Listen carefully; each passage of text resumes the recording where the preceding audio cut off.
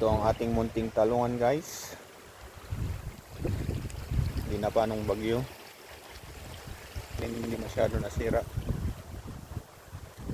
Patatayo ko lang to eh.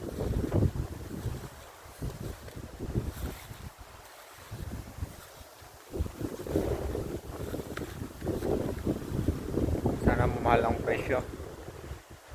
Yan ang ating talong. Ewan ko kung ilang days na to.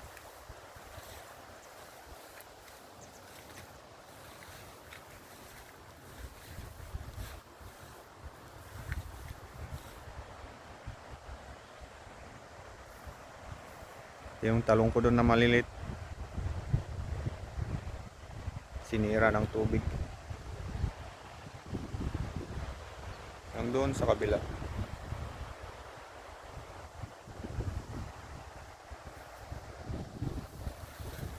Ito ang buhay ng farmer.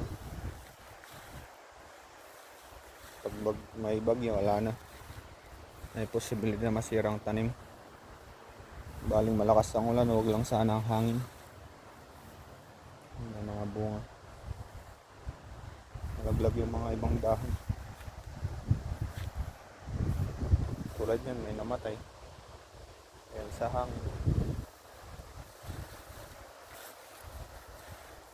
Oh.